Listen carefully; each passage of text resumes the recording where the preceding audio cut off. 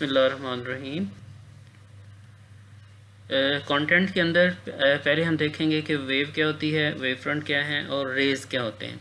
और जो source book है वही रहेगी हमारी university physics by Young and Freedman, और 15th एडिशन होगा जिसको हम फॉलो कर रहे हैं और कंसंट्रेट करेंगे कि इसी बुक के अंदर जो मटेरियल है उसी के ऊपर फोकस कर सकें।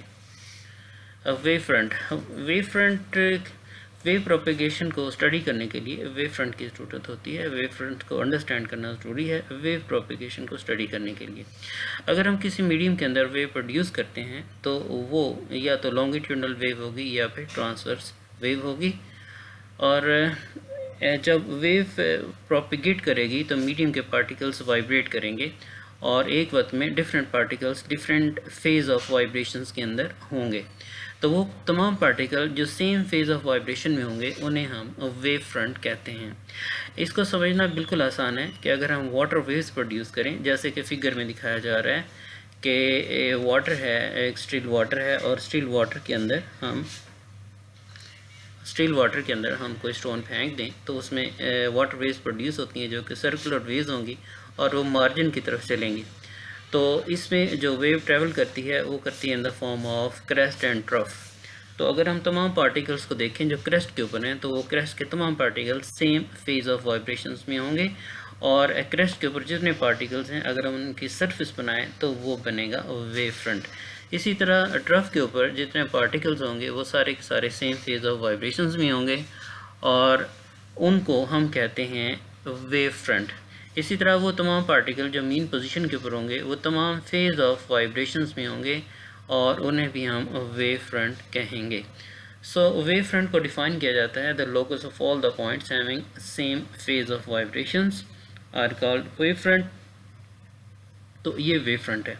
इसी तरह दूसरी फिगर के अंदर दिखाया जा रहा है कि वेव्स जो हैं, ट्रांसवर्स वेव्स हैं, जनरेट की गई हैं और वो मीडियम के अंदर चल रही हैं और मीडियम की डायरेक्शन जो है, वेव की जो डायरेक्शन है वो एक तरफ है और इसमें क्रेस्ट के ऊपर जितने पार्टिकल्स हैं उन तमाम पार्टिकल्स को अगर मिला दिया जाए तो हमारे पास बनता है वेव फ्रंट। और तमाम पार्टिकल जो क्रेस्ट के ऊपर होते हैं वो सेम फेज़ ऑफ वाइब्रेशन के ऊपर होते हैं और वो वेव फ्रंट बनाते हैं। इसी तरह वो तमाम पार्टिकल जो ट्रफ के ऊपर मौजूद हैं वो भी सेम फेज़ ऑफ वाइब्रेशन में होंगे और वो भी वेव फ्रंट बनाएंगे। इसी तरह जो मीन पोजीशन के ऊपर तमाम पार्टिकल्स हैं वो भी सेम फेज़ ऑफ वाइब्रेशंस के ऊपर होंगे और वो भी वेव फ्रंट कहलाएंगे। तो वेव फ्रंट हमने वाटर वेव्स के अंदर देख ली। इसी तरह वेव फ्रंट जो हैं वो साउंड वेव्स में भी बन सकती हैं और लाइट वेव्स के अंदर भी बन सकती हैं। ये जो पहली फिगर है इसमें साउंड वेव्स को दिखाया गया है कि साउंड वेव्स जनरेट हो रही हैं। ये जो रेड पॉइंट है यहाँ पर साउंड वेव जनरेटर है, हॉर्न लगा हुआ है जो साउंड वेव जनरेट कर रहा है। तो साउंड वेव्स हैं वो आउटवर्ड ट्रैवल कर रही हैं। ये जो ब्लैक एरोज लगे हुए हैं ये रेज को रिप्रेजेंट कर रहे हैं या direction of motion of wave को रिप्रेजेंट कर रहे हैं। तो इसका जो वेव फ्रंट है वो कैसे होगा, एक स्फेरिकल वेव फ्रंट होगा। जो साउंड वेव्स हैं वो चलती हैं, चारों डायरेक्शन में चलती हैं, एक्स डायरेक्शन में, वाई डायरेक्शन में, जेड डायरेक्शन में चलेगी और इसका एक वेव फ्रंट बनेगा। और वेव फ्रंट का जो इनिशियल वेव फ्रंट होगा वो छोटा सा एक स्फेरिकल बॉल होगा और टाइम गुजरने के साथ ये जो स्फेरिकल बॉल है ये बड़ा सा एक स्फीयर जो है वो एक बड़ी स्फीयर होती जाएगी और ये जो स्फीयर है इस स्फीयर को हम कहेंगे वेव फ्रंट। और वेव फ्रंट ट्रैवल कर रहा होगा, जिस डायरेक्शन के अंदर वेव फ्रंट है वो मूव कर रहा है या वेव मूव कर रही है उसको हम कहते हैं रेज। तो रेज के लिए यहाँ पर एरोज लगे हुए हैं, ये रेज के एरोज हैं और ये जो बॉल्स आपको नज़र आ रहे हैं ये सारे के सारे जो बॉल्स हैं ये वेव फ्रंट्स हैं। यहाँ पर इसको एक इसका ट्रांजैक्शनल व्यू दिखाया जा रहा है। इसके अंदर प्लेन भी मौजूद हैं, एक्स वाई प्लेन है, एक्स जेड प्लेन है, वाई जेड प्लेन है। इसके अंदर भी आप वेव फ्रंट को आप देख सकते हैं। साथ वाली एक फिगर है, इस फिगर में एक इनकैंडिसेंट लैंप है और वहाँ से रोशनी एमिट हो रही है। तो जब लाइट एमिट होती है तो वो वेव्स की फॉर्म में चलती है। डेफिनेटली जो लाइट है वो ट्रांसवर्स वेव है और ट्रांसवर्स वेव के अंदर वो तमाम पॉइंट्स जो सेम फेज़ ऑफ वाइब्रेशंस में होंगे वो क्या बनाते हैं, वेव फ्रंट्स बनाते हैं। तो सपोज के क्रेस्ट के ऊपर ये हमने क्रेस्ट ले लिया है, एक वेव क्रेस्ट है, तो जो वेव क्रेस्ट है वो कहलाता है वेव फ्रंट। और ये पहला वेव फ्रंट है, उसके बाद ये दूसरा वेव फ्रंट जी, उसके बाद तीसरा वेव फ्रंट है। तो वेव फ्रंट्स हैं, टाइम के साथ ये जो वेव फ्रंट्स हैं ये मूव कर रहे हैं इन द पेरिफेरल रीजन और इनकी स्पीड कितनी होगी, वेव फ्रंट की उतनी स्पीड होती है जितनी वेव की स्पीड है। चूँकि ये लाइट है तो लाइट की जो स्पीड है 3 × 10⁻⁸ मीटर/सेकंड है, तो इसका जो वेव फ्रंट है वो भी इतनी ही स्पीड के साथ मूव करेगा आउटवर्ड, और ये हर डायरेक्शन के अंदर जाएगा। और इसी तरह ये जो साउंड का वेव फ्रंट है ये स्पीड ऑफ साउंड के साथ मूव करेगा। और यहाँ पर ये जो दायरे नज़र आ रहे हैं ये सारे के सारे जो दायरे हैं ये वेव फ्रंट्स हैं, और ये जो लाइनें स्ट्रेट नज़र आ रही हैं ये रेज़ हैं। ये वो डायरेक्शन है जिस डायरेक्शन के अंदर वेव फ्रंट मूव कर रहा है। अगर हमारा सोर्स ऑफ लाइट यहाँ पे पड़ा हुआ है और ये लाइट वेव्स जनरेट हो रही हैं, तो ये जो कर्व्स आपको नज़र आ रही हैं ये वेव फ्रंट्स हैं, और ये जो लाइनें हैं ये जो लाइंस हैं ये रेज़ हैं। तो अगर हम किसी भी वेव फ्रंट के ऊपर किसी पॉइंट के ऊपर हम एक टेंजेंट ड्रा करें, तो टेंजेंट के साथ अगर हम नॉर्मल ड्रा करें तो वो रे की डायरेक्शन होगी। तो यूँ भी हम कह सकते हैं कि वेव फ्रंट और रेस के दरमियान 90 डिग्री का एंगल होता है। और यही वेव फ्रंट हैं जब आप इसको एक्सपेंड करें, नेक्स्ट करें तो काफ़ी डिस्टेंस के बाद यही जो वेव फ्रंट है उसका अगर एक छोटा सा पैच ले लिया जाए, छोटा सा पार्ट ले लिया जाए, तो आपको ऐसे लगेगा कि जैसे ये प्लेन वेव फ्रंट है। तो इन्फिनिट डिस्टेंस के ऊपर यही जो स्फेरिकल वेव फ्रंट हैं ये प्लेन वेव फ्रंट के अंदर कन्वर्ट हो जाते हैं। तो ये जो लाइनें हैं, ये जो लाइनें नज़र आ रही हैं ये वेव फ्रंट्स हैं, और ये रेज़ हैं। वेव फ्रंट और रेज़ के दरमियान 90 डिग्री का एंगल होता है। दूसरा इसका पार्ट है जी reflection and refraction of light. इसमें हम देखेंगे सोर्स हमारा वही रहेगा, यूनिवर्सिटी फिजिक्स है, 15th एडिशन है। Reflection and refraction of light. Some time ऐसा होता है कि एक विंडो के आउटसाइड हम खड़े होते हैं तो हमें विंडो के इनसाइड भी नज़र आ रहा होता है कि अंदर क्या चीज़ें हैं, अंदर कौन बैठा हुआ है, कौन कौन से अंदर ऑब्जेक्ट पड़े हुए हैं। वो अंदर वाली चीज़ें जो हमें नज़र आ रही होती हैं वो रिफ्रैक्शन की वजह से नज़र आ रही होती हैं। और सम टाइम ऐसा होता है कि हमारी बैक साइड के ऊपर जो चीज़ें कमरे के बाहर या रूम के बाहर या आउटसाइड पड़ी होती हैं वो भी हमें उसी विंडो के अंदर जो है वो नज़र आती हैं। तो वो चीज़ें जो हमारी बैक की तरफ हों वो भी अगर हमें ग्लास के अंदर नज़र आएँ तो वो रिफ्लेक्शन की वजह से नज़र आएंगी, और रूम के इनसाइड जो चीज़ें नज़र आती हैं वो रिफ्रैक्शन की वजह से होंगी। तो यहाँ पे रिफ्लेक्शन और रिफ्रैक्शन दोनों की एग्जांपल दी हुई है। सम टाइम ऐसा होता है कि रिफ्लेक्शन जो है वो ज़्यादा हो रही होती है और रिफ्रैक्शन कम हो रही है। सम टाइम ऐसा होता है कि रिफ्रैक्शन जो है वो ज़्यादा हो रही होती है और रिफ्लेक्शन कम होती है। तो जब लाइट एक मीडियम के ऊपर एक मीडियम में ट्रैवल करती हुई दूसरे मीडियम के अंदर एंटर होती है, तो दोनों मीडियम के दरमियान जो एक लाइन है उसे हम कहते हैं इंटरफेस। तो जब लाइट इंटरफेस के ऊपर स्ट्राइक करती है तो एक हिस्सा उसका रिफ्लेक्ट हो जाता है उसी मीडियम के अंदर, और दूसरा हिस्सा दूसरे मीडियम के अंदर रिफ्रैक्ट हो जाता है या ट्रांसमिट हो जाता है। यहाँ फिगर में आप देख सकते हैं ये एक पहला मीडियम है। इस बुक का एक ख़ास स्टाइल है। इस स्टाइल में जो पहला मीडियम है उसे स्मॉल a के साथ रिप्रेजेंट किया जा रहा है, और जो दूसरा मीडियम होता है उसे स्मॉल b के साथ रिप्रेजेंट किया जाता है। तो ये पहला मीडियम है, सपोज दैट कि एयर मीडियम है और इसका कोई रिफ्रैक्टिव इंडेक्स होगा डेफिनेटली, और ये दूसरा मीडियम है और ये बी मीडियम है। ये ग्लास मीडियम भी हो सकता है, ये वाटर मीडियम भी हो सकता है। लाइट ट्रैवल कर रही है, इंसिडेंट रे है, और जब ये इंटरफेस के ऊपर टकराती है और ये पहला मीडियम ये दूसरा मीडियम और इसके दरमियान में बीच में जो लाइन है इसको हम कहते हैं इंटरफेस। जब एक इंसिडेंट रे इंटरफेस के ऊपर पड़ती है तो एक हिस्सा इसका इसी मीडियम में वापस चला जाता है और इसे हम कहेंगे रिफ्लेक्शन, और एक पार्ट इसका दूसरे मीडियम में एंटर हो जाता है, इसे हम कहते हैं रिफ्रैक्शन। तो लाइट जब इंटरफेस के ऊपर पड़ती है वो पार्शली रिफ्लेक्ट होती है और पार्शली रिफ्रैक्ट या ट्रांसमिट होती है।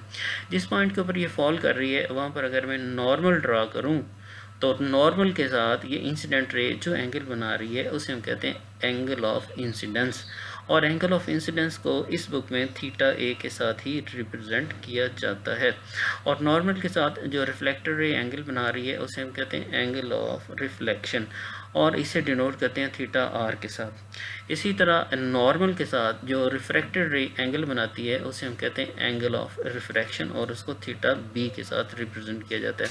ये जो कन्वेंशन हैं ये इस बुक के साथ चलेंगे। इस बुक के अंदर जहाँ भी एंगल ऑफ इंसिडेंस होगा थीटा ए के साथ रिप्रेजेंट किया जाएगा, जहाँ भी एंगल ऑफ रिफ्रैक्शन होगा थीटा बी के साथ रिप्रेजेंट किया जाएगा, और जहाँ भी एंगल ऑफ रिफ्लेक्शन होगा थीटा आर के साथ ही रिप्रेजेंट किया जाएगा। और इसी तरह ये तो एक सिंगल रे है, और अगर पैरेलल बीम एक फॉल करती है एक सरफेस के ऊपर तो वो पैरेलल रिफ्लेक्ट हो जाएगी। एक पार्ट उसका पैरेलल रिफ्लेक्ट हो सकता है और दूसरा पार्ट उसका पैरेलल ट्रांसमिट हो सकता है। तो ये है इसकी रिफ्लेक्शन और ये इसकी रिफ्रैक्शन। अब ये हो सकता है कि हमारा जो इंटरफेस है, ये जो इंटरफेस है ये हो सकता है कि इंतहाई स्मूथ हो, और ये हो सकता है कि इंतहाई रफ हो। तो इसकी जो रिफ्लेक्शन है फिर वो दो तरह की होगी, reflection from the smooth surface, regular surface, और दूसरा होगा reflection from the irregular surface. Types of reflection, दो तरह की रिफ्लेक्शन होंगी। एक है reflection from the smooth surface, उसको हम कहते हैं रेगुलर रिफ्लेक्शन, या फिर उसको हम कहते हैं स्पेकुलर रिफ्लेक्शन। एक ये हमारा एक मीडियम है, ए मीडियम है, दूसरा ये मीडियम बी है। ए और बी मीडियम के दरमियान ये जो इंटरफेस है ये इंतहाई स्मूथ है, और जब पैरेलल रेस इसके ऊपर फॉल करें तो वो पैरेलल ही रिफ्लेक्ट हो जाएं, तो ऐसी रिफ्लेक्शन को हम रेगुलर, स्मूथ या स्पेकुलर रिफ्लेक्शन या मिरर रिफ्लेक्शन भी हम कहते हैं। और ऐसा भी हो सकता है कि एक पैरेलल बीम ऑफ लाइट जो है वो फॉल करे और इर्रेगुलर सरफेस के ऊपर फॉल करे, और रिफ्लेक्शन के बाद ये जो तमाम रेज हैं डिफरेंट डायरेक्शंस के अंदर मूव कर जाएं, पैरेलल बीम की फॉर्म में ना रहें, तो इस तरह हम कहेंगे डिफ्यूज्ड रिफ्लेक्शन इसका जो नाम है। अगर हम एवरीडे लाइफ के अंदर देखें तो ज़रा आप सोचें कि रेगुलर रिफ्लेक्शन ज़्यादा है या डिफ्यूज्ड रिफ्लेक्शन ज़्यादा है। तो अगर गौर से देखें तो हमारी एवरीडे लाइफ के अंदर ऑब्जेक्ट्स हैं, बिल्डिंग्स हैं, हमारे पास रोड्स हैं, व्हीकल्स हैं, ह्यूमन बींग्स हैं, एनिमल्स हैं, तो ये सारी, और सनलाइट जो है इनके ऊपर पड़ रही है, तो सनलाइट की पैरेलल रेज इन चीज़ों के ऊपर पड़ रही है। तो जब पैरेलल रेज इनके ऊपर पड़ती हैं तो वो डिफरेंट डायरेक्शंस के अंदर रिफ्लेक्ट हो जाती हैं। तो इसका मतलब है एवरीडे लाइफ के अंदर जो ज़्यादातर रिफ्लेक्शन है वो डिफ्यूज्ड रिफ्लेक्शन है, और स्पेकुलर रिफ्लेक्शन या रेगुलर रिफ्लेक्शन तो बहुत कम ही होती है, वो तो मिरर के सामने है। जब आप मिरर के सामने होते हैं तब रेगुलर या स्पेकुलर रिफ्लेक्शन होती है। जब कोई वाटर सरफेस है या कोई हमारे पास कोई ग्लास सरफेस है तो उसके ऊपर कोई रेगुलर रिफ्लेक्शन या स्पेकुलर रिफ्लेक्शन हो सकती है। सो एवरीडे लाइफ के अंदर ज़्यादातर डिफ्यूज्ड रिफ्लेक्शन है। आप सोचें कि अगर एवरीडे लाइफ के अंदर ज़्यादातर स्पेकुलर रिफ्लेक्शन होती तो क्या होता। तो मेरे ख्याल में तो हमें शायद कोई भी ऑब्जेक्ट नज़र नहीं आता, ना बिल्डिंग नज़र आती, ना व्हीकल्स, ना एनिमल्स, ना रोड्स, ना ह्यूमन बीइंग्स, कुछ भी हमें नज़र ना आता। तो ये कुदरत की मेहरबानी है कि उसने डिफ्यूज्ड रिफ्लेक्शन को आम किया हुआ है। हम जब भी रिफ्लेक्शन की बात करेंगे हम स्पेकुलर रिफ्लेक्शन की ही बात करेंगे, यानी रेगुलर रिफ्लेक्शन की ही बात होगी। एक टर्म है जिसको हम यूज़ करते हैं रिफ्रैक्टिव इंडेक्स, ये बहुत इम्पोर्टेंट टर्म है और ऑप्टिक्स के अंदर तो इसका पता होना बहुत ज़रूरी है कि रिफ्रैक्टिव इंडेक्स क्या होता है। रिफ्रैक्टिव इंडेक्स की जो डेफिनेशन यहाँ पर दी हुई है वो बिल्कुल सिंपल सी है, वो है n = c/v, और यहाँ पे जो c है वो स्पीड ऑफ लाइट है इन द वैक्यूम, और speed of light in vacuum आपको पता है 3 × 10⁸ मीटर/सेकंड होती है, और v is the speed of light in the medium. तो रिफ्रैक्टिव इंडेक्स अगर वैक्यूम के लिया जाए तो वो उसकी इक्वेशन बनेगी c/c, और वो c और c कट जाएगा और 1 आ जाएगा। तो वैक्यूम का रिफ्रैक्टिव इंडेक्स जो है वो 1 है, यानी जो लाइट है उसकी स्पीड सबसे ज़्यादा वैक्यूम के अंदर होती है, उसके बाद उसकी स्पीड एयर के अंदर थोड़ी सी कम हो जाती है, और एयर में जो स्पीड है v उसकी value speed in the vacuum से कम होती है, लिहाजा एयर का जो रिफ्रैक्टिव इंडेक्स है वो ग्रेटर दैन 1 हो जाएगा। जितने भी मटीरियल मीडियम्स हैं उन तमाम का रिफ्रैक्टिव इंडेक्स ग्रेटर दैन 1 होगा, सिर्फ वैक्यूम का रिफ्रैक्टिव इंडेक्स 1 होगा। इसी तरह आप वाटर को ले लें तो वाटर में स्पीड जो है वो और कम हो जाएगी, ग्लास ले लें, ग्लास में स्पीड और कम हो जाएगी, डायमंड ले लें, उसमें स्पीड ऑफ लाइट और कम हो जाएगी, और इसी तनासब से उसका रिफ्रैक्टिव इंडेक्स जो है वो इंक्रीज़ करता जाएगा। यहाँ टेबल में कुछ वैल्यूज़ दी हुई हैं, इनमें से कुछ का हमें पता होना ज़रूरी है। सॉलिड्स के अंदर वो कहता है आइस का जो रिफ्रैक्टिव इंडेक्स है 1.309 है। इसी तरह बाकी ये चीज़ों के आप यहाँ पर देख लें, पॉलीस्टाइरीन है 1.47 है, क्वार्ट्ज है 1.544 है, डायमंड है 2.417। डायमंड का रिफ्रैक्टिव इंडेक्स सबसे ज़्यादा है 2.417 है, आप इस टेबल को देख लें। उसके बाद रूटाइल है, ग्लासेस हैं, ग्लासेस के अंदर ग्राउंड ग्लास है, लाइट फ्लिंट है, मीडियम फ्लिंट है, डेंस फ्लिंट है, और लिक्विड्स के अंदर आप देख लें मेथनॉल आ गया, वाटर आ गया, एथेनॉल आ गया, ग्लिसरीन है, बेंजीन है, कार्बन डाइसल्फाइड है। तो इसमें कुछ वैल्यूज़ का हमें पता होना चाहिए, जैसे वाटर का जो रिफ्रैक्टिव इंडेक्स है 1.33 होता है, क्वार्ट्ज का 1.544 होता है, और जो ग्लासेस हैं उनका रिफ्रैक्टिव इंडेक्स 1.52 से लेके 1.8 तक है, और डायमंड का रिफ्रैक्टिव इंडेक्स सबसे ज़्यादा है 2.417। तो नेक्स्ट है जी लॉज ऑफ रिफ्लेक्शन। रिफ्लेक्शन के लॉज हैं, हम जानते हैं, मैट्रिक में भी हमने पढ़ा है, इंटर के अंदर भी हम पढ़ा है। हमने पढ़ा है कि लाइट जब एक मीडियम से दूसरी मीडियम के साथ टकराती है तो उसका एक पार्ट उसी मीडियम में वापस चला जाता है, इसे हम रिफ्लेक्शन कहते हैं। और एक इंसिडेंट रे है, ये नॉर्मल है, और ये रिफ्लेक्टेड रे है। एक एंगल ऑफ इंसिडेंस भी यहाँ पे नज़र आ रहा है और एक एंगल ऑफ रिफ्लेक्शन भी नज़र आ रहा है, और ये जो रिफ्लेक्शन है ये रेगुलर रिफ्लेक्शन है। इस लॉ का जो पहला पार्ट है वो हम जानते हैं, incident ray, normal and reflected ray all lie on the same plane. तो ये एक प्लेन है जिसके ऊपर ये आपने ये डायग्राम बनाई हुई है। आप कोई पेज ले लें, उसी पेज के ऊपर ये तीनों लाइनें आ जाएंगी, इंसिडेंट रे भी उसी पेज के ऊपर आ जाएगी, रिफ्लेक्टेड रे भी उसी पेज के ऊपर आ जाएगी, और नॉर्मल भी उसी पेज पे आ जाएगा।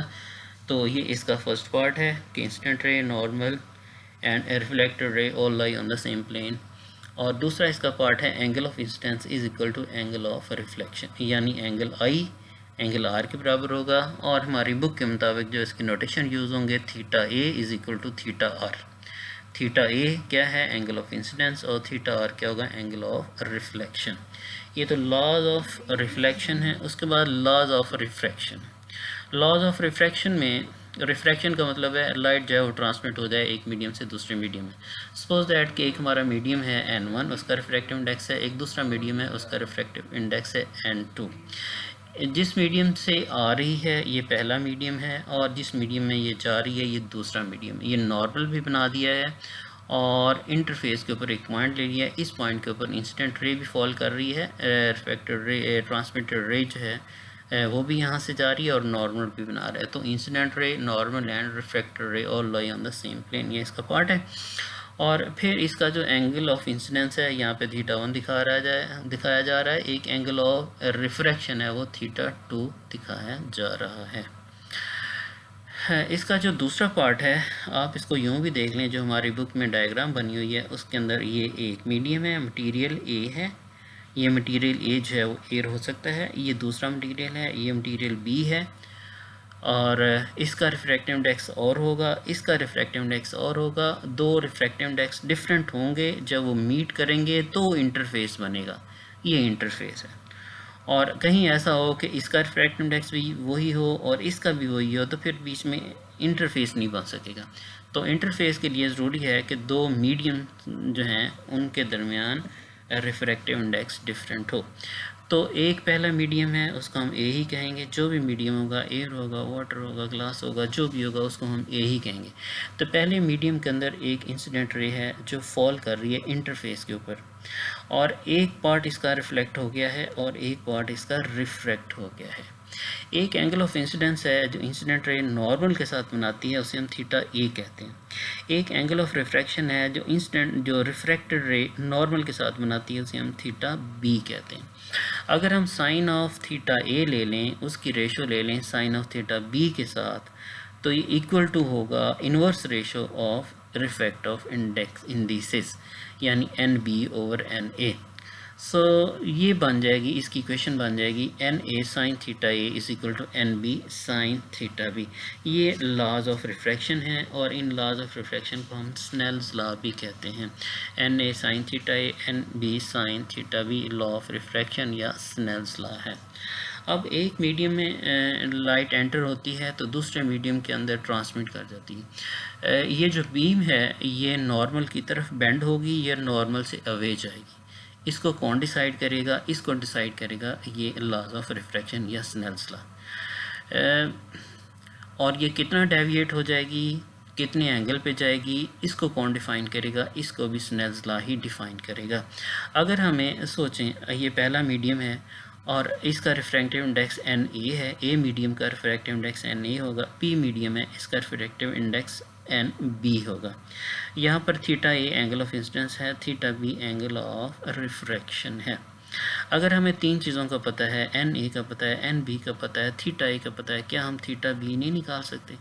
तो इस इक्वेशन से हम थीटा बी निकाल के देखते हैं कि कौन सी सिचुएशन होगी तो लाइट रे जो है वो नॉर्मल की तरफ बेंड हो जाएगी और कौन सी सिचुएशन होगी तो नॉर्मल से अवे चली जाएगी। इसको आप वैल्यूज़ इसके अंदर पुट करके देख लें। इसको आप 30 डिग्री कर लें, इसको आप एयर कर लें, एयर का रिफ्रैक्टिव इंडेक्स 1.003 है, इसको वाटर कर लें 1.33 है, एंगल ऑफ इंसिडेंस थीटा ए को आप लिख लें 30 डिग्री, तो आप थीटा बी फाइंड कर सकते हैं इसी इक्वेशन के अंदर पुट करके। ये वही बात है जो मैंने आपको बताई है। Snell's law will identify how much light will bend in the second medium.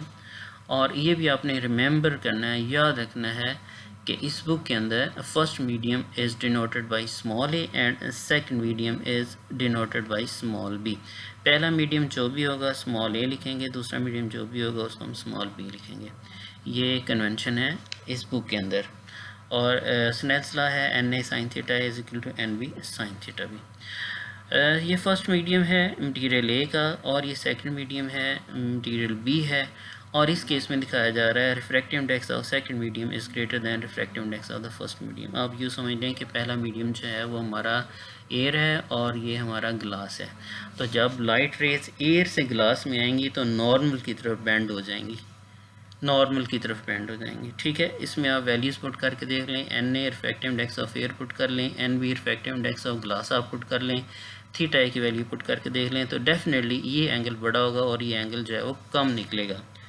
तो यहाँ से हम ये कहते हैं कि जब लाइट एंटर होती है रेयर मीडियम से डेंसर मीडियम में, इसका रिफ्रैक्टिव इंडेक्स कम है तो ये रेयर मीडियम है, इसका रिफ्रैक्टिव इंडेक्स है ज़्यादा है तो ये डेंसर मीडियम है। तो जब लाइट रेयर से डेंसर में एंटर होती है तो नॉर्मल की तरफ बेंड हो जाती है। और दूसरे केस में ये हमारा पहला मीडियम है मटीरियल ए है, इसका रिफ्रैक्टिव इंडेक्स एन ए है। ये हमारा दूसरा मीडियम है बी मीडियम है, मटीरियल बी है, इसका रिफ्रैक्टिव इंडेक्स एन बी है। इस केस में हमने ये कंसिडर किया कि N B is less than N A, यानी पहले मीडियम का रिफ्रैक्टिव इंडेक्स ज़्यादा है, आप इसको ग्लास कह दें, और दूसरे मीडियम में रिफ्रैक्टिव इंडेक्स कम है, आप इसको एयर कह लें। ये ग्लास से एयर में, जब लाइट ग्लास से एयर में एंटर होती है यानी डेंसर से रेयर में जाती है तो नॉर्मल से अवे चली जाती है। आप बिल्कुल इसकी वैल्यूज़ इसमें पुट करके देख लें। स्नेल्स लॉ के अंदर एन ए एन बी की थीटा ए की वैल्यू पुट कर लें, थीटा बी की वैल्यू आपके पास आ जाएगी। और ये जो तीसरा केस है इसमें दिखाया जा रहा है कि ये एक मीडियम है और ये दूसरा मीडियम है और दोनों का रिफ्रैक्टिव इंडेक्स सेम है। और अगर दोनों का रिफ्रैक्टिव इंडेक्स सेम होगा तो फिर उसमें स्नेल्स लॉ जो है वो लगेगा नहीं। और यहाँ ये भी दिखाया जा रहा है कि अगर एंगल ऑफ इंसिडेंस ज़ीरो के साथ हो तो इसका जो एंगल ऑफ रिफ्रैक्शन है वो भी ज़ीरो के साथ होता है। इसका मतलब है नॉर्मल के साथ जो भी रे आएगी वो सीधी दूसरे मीडियम में चली जाएगी। और अगर इनका रिफ्रैक्टिव इंडेक्स सेम है दोनों मीडियम का तो फिर स्नेल्स लॉ लगेगा ही नहीं। लेकिन यहाँ पे दिखाया जा रहा है एक का रिफ्रैक्टिव इंडेक्स और है, दूसरे का और है, दो डिफरेंट कलर से दिखाया जा रहा है और इंसिडेंट रे जो है वो फॉल कर रही है नॉर्मल के साथ। जब वो नॉर्मल के साथ फॉल करेगी एक पार्ट इसका उसी मीडियम में वापस चले जाएगा, ये देखिए एरो नज़र आ रहा है, और दूसरा पार्ट दूसरे मीडियम के अंदर चला जाएगा, रिफ्रैक्शन हो जाएगी।